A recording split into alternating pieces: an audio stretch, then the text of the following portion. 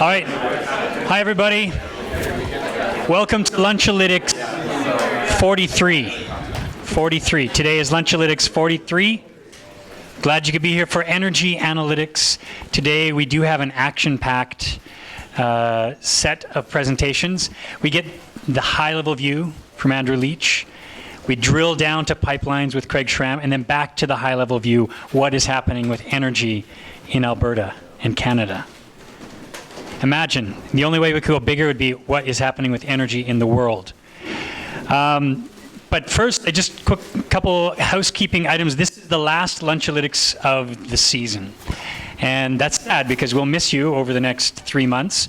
But perhaps we will have a workshop in the summer if there's enough interest. So if you're interested in more of a hands-on, like how do you use R to do predictive modeling, or what's up with data visualization and how do I get better at it?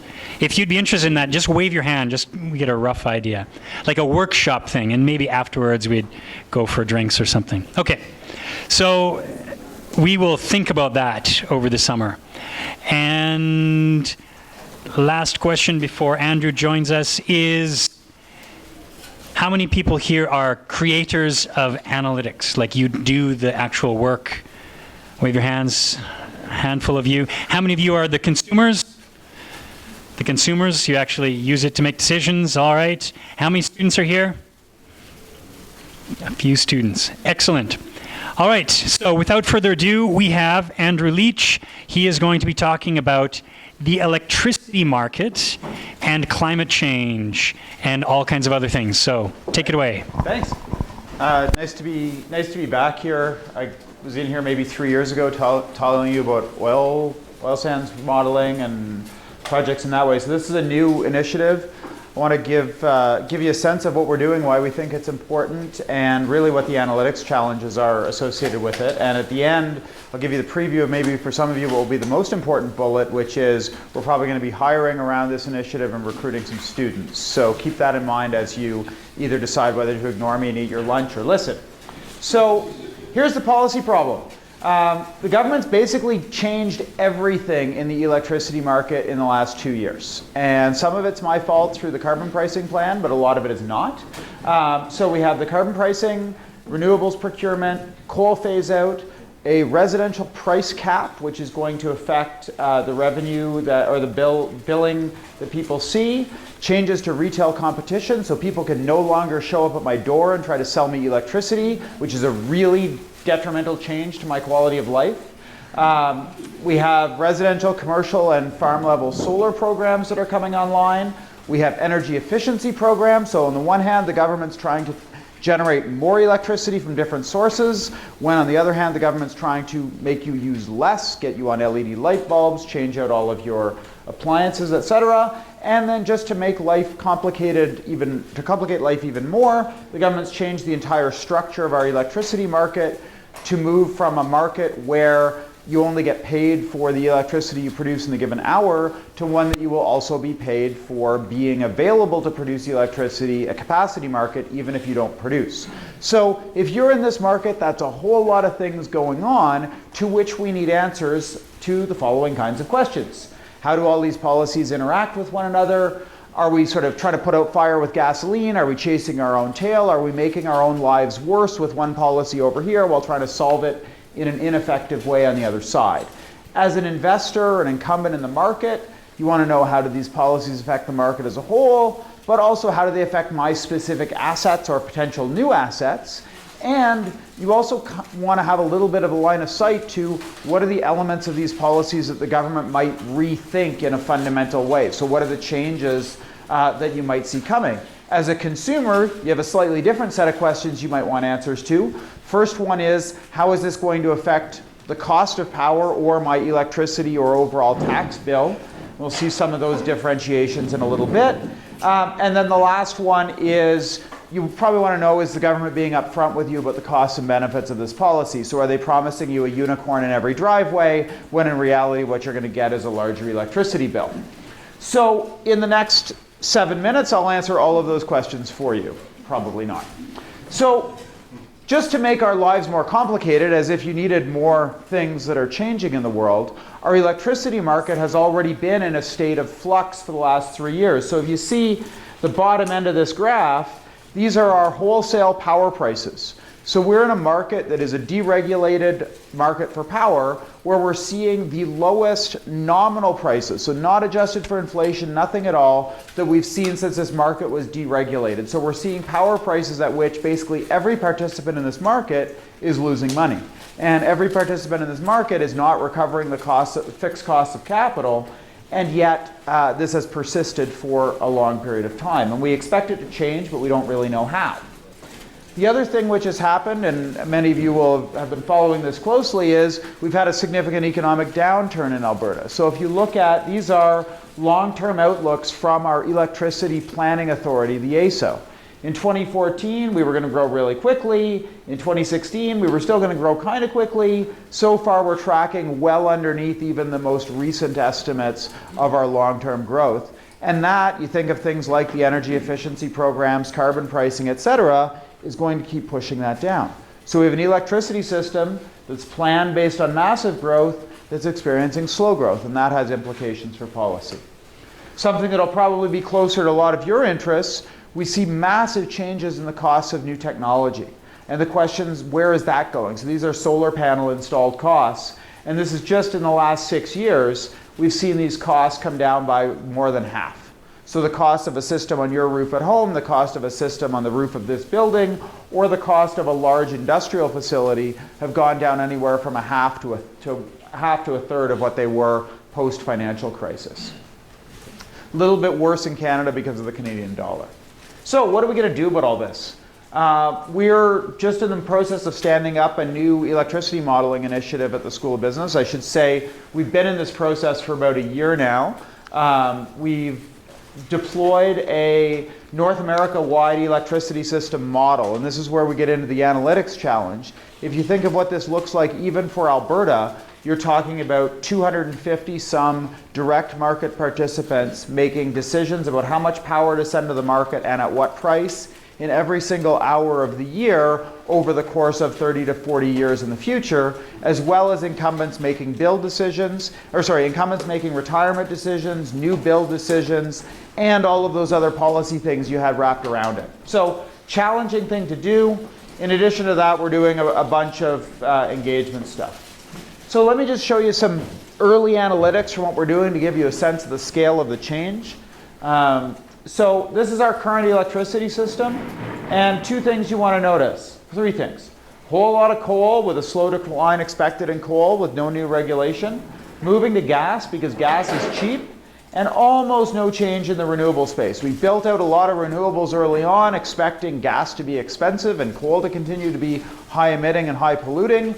Gas is cheap has changed that design. So what kind of transition is our policy framework expected to make? Something that might look like this. So coal-fired power gone by 2030. A lot is still dependent on gas, but a big build out in wind power, because based on our current technologies, that's the cheapest source of renewable emissions-free power available in Alberta. But one of the things we've been playing around with are some questions like, what would happen if you started to put more incentives towards solar power? What would happen if you build that out? And you see a little bit more solar, the red chunking in at the bottom here, but even that is the impact of doubling the incentive that we would give to solar power. So massive policy changes, really small results on the outside. These are, the policies that you're seeing are on the order of $10 to $20 billion policies, having these kind of changes in the market. So massive changes coming. What are some of the metrics that we're able to pull out? And note this about 17 times, very, very preliminary results. We're just sort of tuning up the model and getting it working. But I thought I'd show you a couple of quick things to give you an intuition for what's going on. So these are expected future wholesale power prices. And you can see a couple things. If we stuck with our status quo, we'd expect to have our prices remain relatively low in the near term, but actually get more expensive in the long term. Well, that doesn't make sense, does it? Well, what's actually going on in the policies is two things. Charging you for carbon emissions, that makes things more expensive, but the government shoving a whole bunch more competition into the market and acting to push demand down in the market. So both of those things will lead to lower wholesale power prices. But not quite the whole story, because those things that the government is doing also are going to cost money. So we can get in the middle and start to estimate some of those costs, and I'm just showing you some, you don't need the numbers because they're, as I said, very preliminary results, but these are some of the things. If we say the government's going to start subsidizing wind and solar, we have a price here that is more than 2 times our current electricity price going towards a solar subsidy. If the government acts and says, well, we're going to put in a straight carbon tax, the cost of getting renewables energy on the system is far lower than it would otherwise be. Why? Because your electricity bills will go up, electricity prices will increase more, make solar power more viable and wind power more viable. The middle approach, the approach that the government adopted, you still end up with significant off-bill expenditures for renewable power. So how does that play into your overall tax bill, as opposed to your electricity bill, is going to be important. So I know I'm running a little low on time. I just want to give you some framing for our challenges. So I think our biggest challenge is modeling of individual facilities and their individual decisions. Kayla, who's back here, is working with us on this project, has been going through every single plant in Alberta. How do they act? How do they bid? What's their technology? What's their emissions rate, et cetera, and trying to sort those out. Now take that, do it every hour of the day, every day of the year through till 2050. It's a big challenge.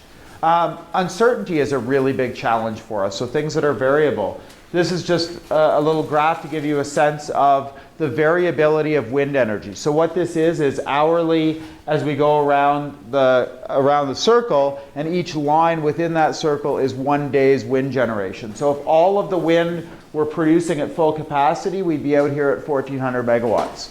So it almost never produces at full capacity. It sometimes produces at virtually zero. It's very intermittent, very random, etc. Turn around with a model and say, let's assume that every wind plant produces in every hour what it does on average in an average hour through the year. You're going to get a very poor result. So you need a model which accounts not only for the variability, but for the risk associated with those 1 in 100 or 1 in 1,000 hours, minutes, etc. The other big challenge is new technologies. So we're talking about modeling out into 2030, 2040, 2050, penetration of new technologies in the grid. We've done very poorly at this in the past. These are Energy Information Administration from the US, who have a slightly bigger team on this than we will have, projecting the impact of solar power in the US market. In 2010, this doesn't matter. 2014, matters a little bit, but not for very long. 2015, maybe a little bit more. 2016, wow, this is actually starting to matter, and it's going to get huge. 2017, Trump got elected, and maybe we overestimated the potential. So new technologies matter, but over-optimism matters too. What's happening in California right now, they're generating huge chunks of solar power, right? But what's happening in those hours is instead of those being the peak price times of the day, they've actually become negative price hours. So now you've got a solar panel on your roof. It's not actually generating money for you. You're having to pay someone to take your power if you can't disconnect your solar system during the day. So that's a little bit of a switch in how the technology integrates. And they're actually having to curtail solar power in some of those what would otherwise be peak hours. And dealing with this, which is when that solar comes off, I got to bring on a whole pile of new generation into the grid every single day while take your laptops, flip them over, see on the bottom, you'll see that it operates very well at 60 hertz. It doesn't operate very well at about 59 hertz or about 61 hertz. You need to maintain that frequency within the grid. So you're bringing on every single day an electricity system the size of Alberta's, turning it off in the morning, turning it on really rapidly in the afternoon, and trying to do it in a very coordinated way. Huge technology uncertainty. Last couple of bits, technology changes and the Rumsfeldian unknown unknowns, right? What is the thing that we just can't conceive of today that's going to be obvious in 10 years from now? You know, we were talking about the hydrogen economy 10 years ago. Now we're talking about solar power. Now we're back to talking about hydrogen again. So what is the next transition? So that's our new project. I hope it gives you some interest in this market. If you haven't done a lot of work in electricity and you're interested in big data, this is a very fascinating place to work because of just that scale of 5-minute data, 1-minute data. All of this matters immensely in electricity markets. It's nowhere near as boring as things like oil markets and pipelines where things move at walking pace and you know, you got storage and that's all easy. Oh, Craig's going to tell you about pipelines. But anyway, lots of call on data pros coming up. So if you're interested, we'll be hiring. Here's a list of some of our partners that are involved, including our host for today, Darkhorse. And here's how you get in touch with me and my Twitter handle. Thanks for welcoming me today.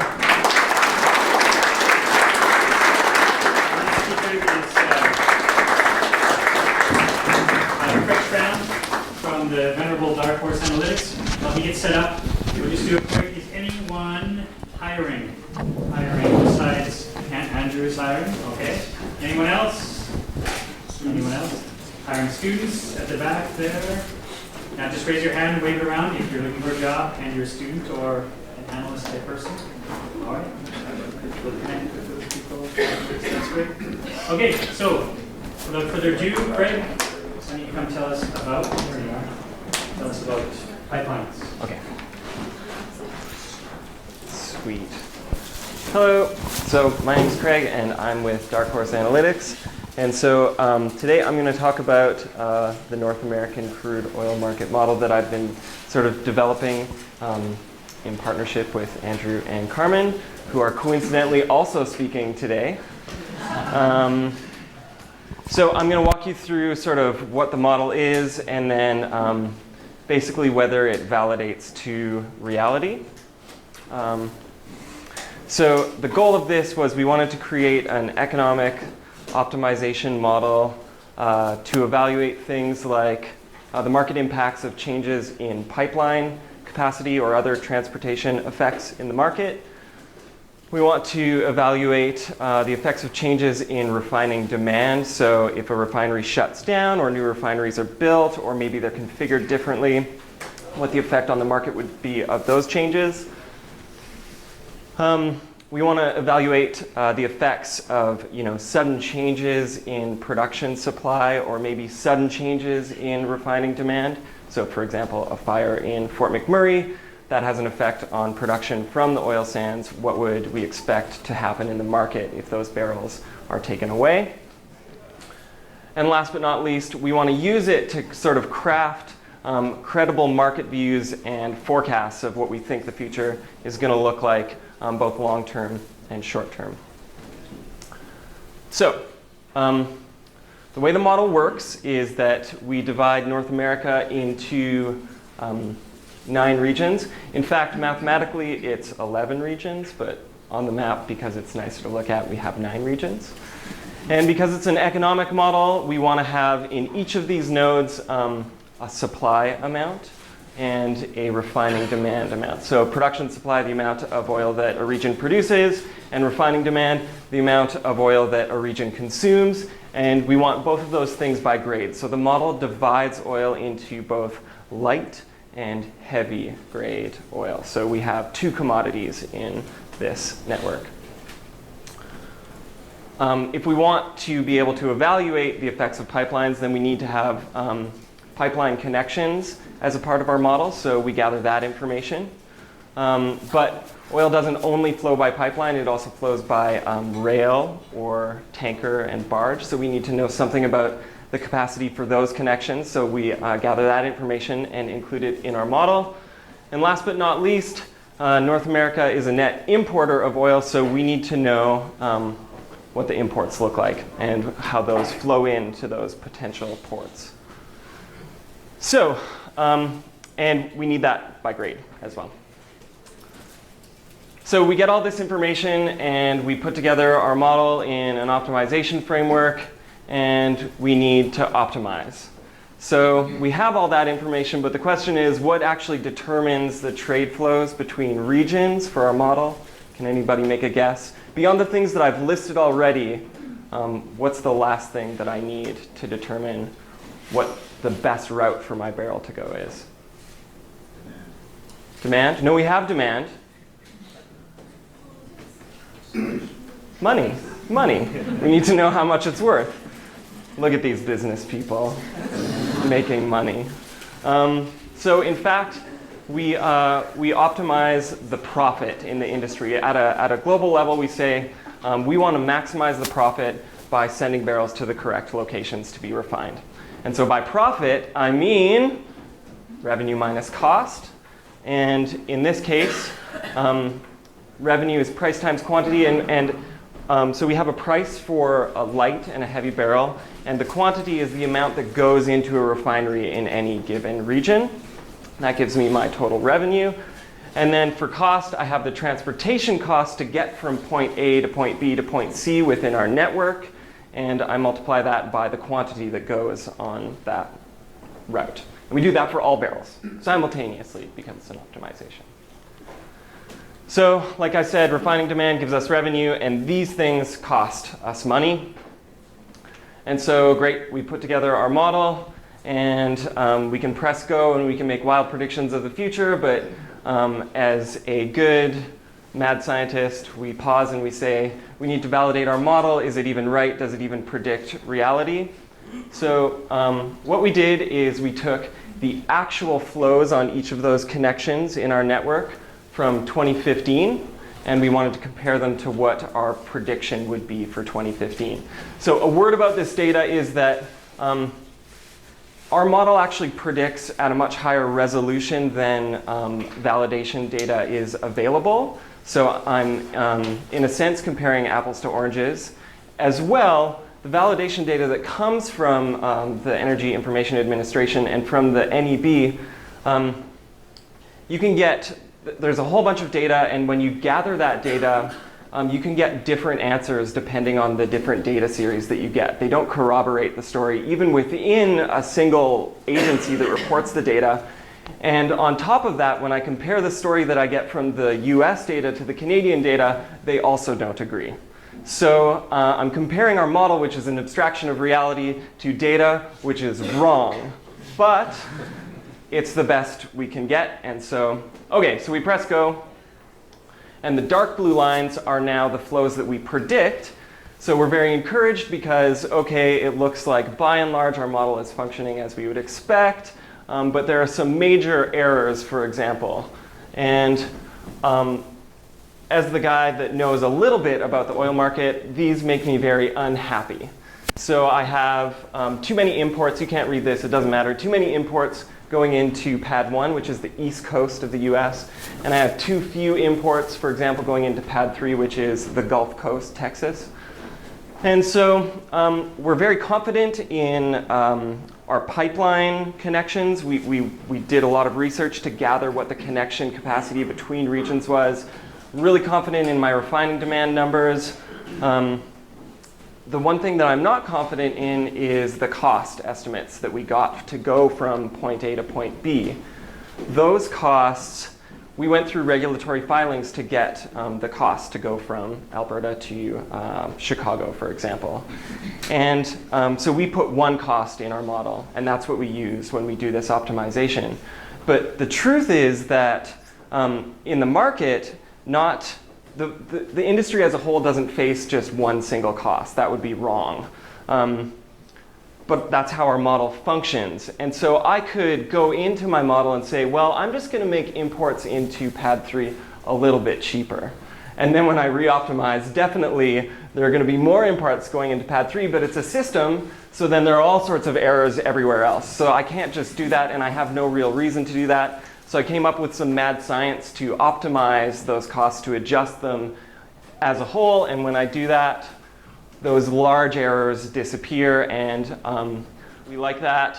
Also, the data, our validation data, there's problems with it already. We don't fully trust it. So at this point, we say, OK, we think our model is fitting pretty well.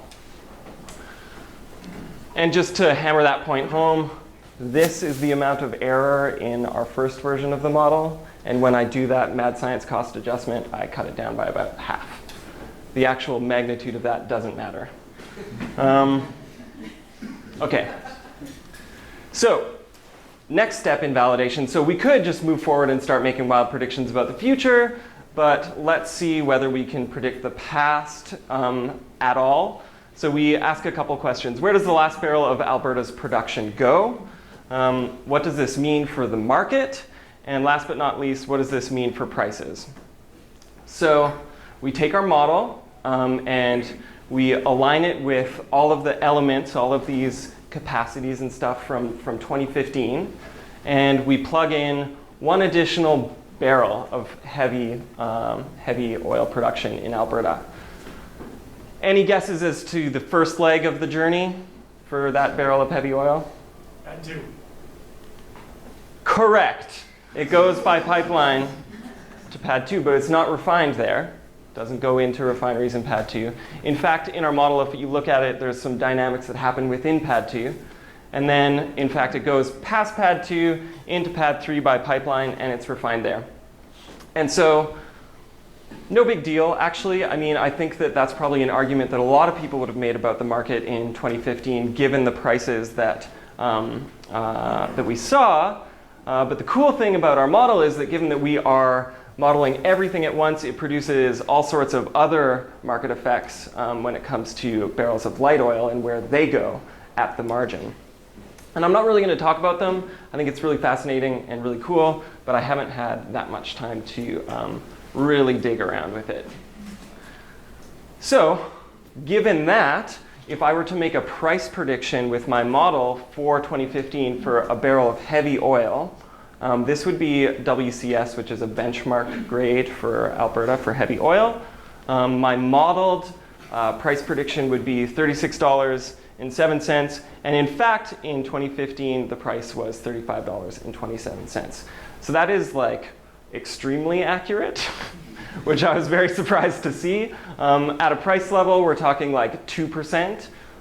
It's dependent on good data within the model, of course. And for those of you that know about differentials and that sort of thing, if we're talking about the differential to WTI, it would be something like 8% or 10%. So validation, is it right? I would say it's the best possible guess that anyone could make. I worked really hard at it. Use cases, so we kind of went over this already. So now we have this model functioning and we have it tuned to reality, so we can start to talk about the changes that we witness if we increase or decrease pipeline capacity or rail capacity. Same thing for refinery demand if refineries come online or go offline, as well as changes in production supply to the market. And this is both long-term and month-to-month. So long-term, you might talk about the forecast of production of oil in North America for the next 20 years.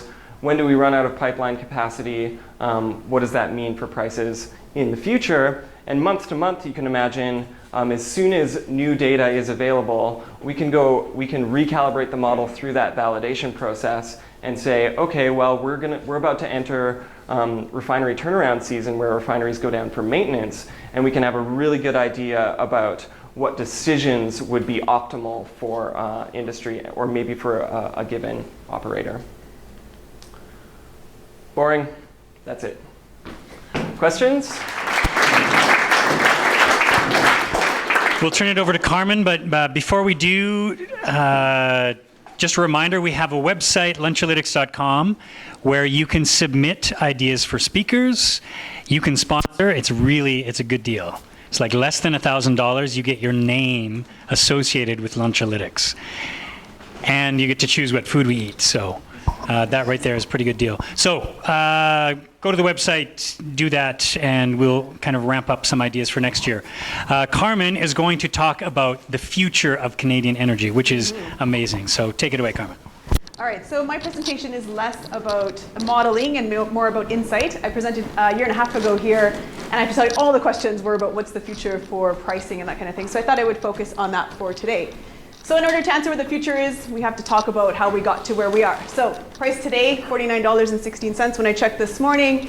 If you look 5 years out, 60 months, this is the future curve on the NYMEX. The price expectation is just over $50. So the market today is not anticipating WTI to be that much higher than where we are today, and that, I think, can be pretty scary. So let's talk about how we got here. The world has been oversupplied. We've been oversupplied since 2014, and you can see that clearly. The supply is the green line, the demand is the yellow line, the blue is the change in storage. So if you look at here for the past 2 years, we have lived in an oversupply, and I was talking about that last time I was here. We've been oversupplied by as much as 2 million barrels a day, and it all went into storage. We created really high storage. The million-dollar question we have is, when will the world come back into balance? And that is the question today. If you can answer that, there's a lot of money to be made. The expectation from the International Energy Agency in the last report is that they're expecting sometime in 2017, in the next 2 quarters, that the world will come into balance, meaning that demand will shoot up over supply, we're going to eat through the stocks, the world will be more balanced than it's been. But it was predicting that a year ago. It's been predicting that for several quarters, and that keeps getting pushed back. So that is really what is so difficult about this.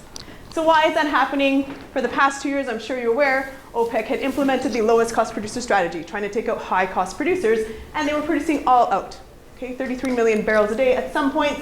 Then they had an agreement that for the next 6 months, starting in January of 2017 to June of 2017, they were going to cut 750,000 barrels a day. Now, they had other producers, non-OPEC, also come into this agreement. So for example, Russia has been a large participant. Overall, over 1 million barrels a day has actually been taken out of the system.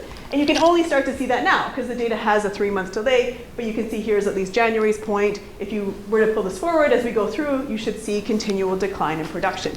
And that's how they're hoping to rebalance the market. Okay, you can see right now where we are, because this is what people are watching. What they're watching is, do we see signs of rebalance? How you should see that is that the storage should be declining. We've been record high, 80-year level high. Storage, is it declining? So far, I have to tell you, in 2017, the black line is showing we are not on a global basis. But on a North American basis, we are starting to see some of this come into play. You can see we've gone from record high to the last, prior to yesterday, the last 5 weeks actually drew. So that is seen as positive to some extent, but we're trying to balance that because US production is now skyrocketing. The minute the forward curve on a 12-month average went over $50, companies could come and hedge that, then they started producing all out. And that's what you're seeing. So we bottomed out in mid-2016. We've already seen production ramp up by several 100,000 barrels. So it's going to fill some of that gap, which is why we're having a problem figuring out when the world is going to come into rebalance. The other problem we're having is we're getting more efficient. And maybe it's not a problem for the producers, it's a problem in terms of the balancing. So what you have here, you can see oil rig counts, which you get every Friday from Baker Hughes, very high. So again, if you can hedge forward even 30% into the future market, you're now incentivized to go back and produce, or at least the US frackers are. They've gotten their costs down, so they're producing. The other thing we're looking at too is the efficiency gain. Okay, so this is from ARC Financial. What you see is even for the same rig count level, we are getting 1/3 more production. Okay, so this is the problem we're having. Okay, so how are we going to come into balance? This is the problem. All right, so you saw the forward curve, $50 2020 price. Okay, if you're an oil sands producer, again, that's concerning because what are my costs of production? If I look at it in a different way, and this is always something that's different, is what is a forecast versus the forward market? If you look at the forecast, again, from the International Energy Agency, one of the things that it's trying to look at is what is the world going to do on climate change? Okay, so they have 3 scenarios: current policy, low oil, and the new policy scenario. The first one assumes that we just continue in the status quo. Okay, if the world kind of acts on climate change, but not overly aggressively, you see demand continuing to grow, which today we are over 90 million barrels a day, and you see the price kind of increasing and then just increasing over time. This would be $150 by 2040. Okay? If the world acts on all the things that it submitted at the Paris Climate Agreement, which we call the new policy scenario, then the demand increases, but not at the same rate. Okay, so that's a possible future that we live in, and again, your price then would look quite different. The last scenario that they put out is what they call a 450 scenario. If the world were to actually act in a way to achieve 2 degrees of temperature increase, then that is a very different world. Okay, in that world, your demand peaks in the next 2 years and then starts to fall. Your price would increase a little bit, but it would pretty much stay under $100 for the next number of years. Okay, what I'm here to tell you though is that even if the demand does this, even if this is the future, okay, it's not like oil sands has no future. What the world will do is the world demand will grow, but then there's declines. Okay, something like fracking peaks at 6 months. Okay, that makes a big difference. And then you have to have further drilling in order to fill that decline. So there's still probably demand, about 3 million barrels a day that would exist. So if you can get your costs down, then there's a chance for you to compete. All right, so I looked at that and I thought, okay, well, what's the world gonna look like? What does this mean for oil sands? And kind of two things really pop out, okay? One, to kind of your question, is other than the current existing projects for mining, which are Fort Hills and CNRL's Horizon expansion, there's not a lot of future for mining. And I say that because the cost for mining is really high, let alone land disturbance, tailings ponds, all the other issues it faces. So one of the things we look at is we say, okay, in the future, we think that a lot of it is gonna be SAGD, okay? And I can tell you that with some factuality because if we look at what's proposed, right, we've got mining projects to here. Those are actually scheduled to come online this year. But after that, if you look at what's proposed, it's all SAGD. And in fact, it's SAGD with additional technology. Because the truth is, if you want to get emissions down, all those other things, you've got to have new technologies come into play. Okay? So you can see here, I've got up to about 2020. Okay? Synovus will give us more dates on this in the next kind of month or so. And then even if you look at this week, Suncor announced a new project, which will be online for 2024. Okay? So we are seeing more and more SAGD projects being proposed, and we think there's a future for that. So then if we think of even longer term, okay, so that got me to kind of 2021, 2022 on an actual project basis. I have a model that's project by project. And I thought, okay, even if I'm conservative into the future, and I only had about 50,000 barrels a day, we're still reaching 3.5 million barrels, which is 1 million barrels more than we are today. So I guess I'm thinking that the future for Canadian energy, at least in oil sands, is actually really positive for this reason. So I will leave it at that if you have any questions. All right, we'll cap it there. Thanks so much, Carmen, Andrew, Craig, and thanks everyone for coming to Lunchalytics. The season has ended. Let's give Carmen a hand before I forget.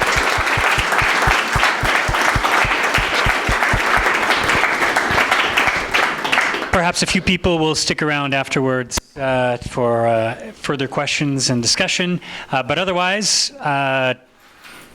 if you sign up on the website, if we do something this summer like a workshop or on meetups, I think we'll announce it that way. So that's a good way to find out if we're doing anything further. Otherwise, all the best. Thanks for your support, and we hope to see you back soon.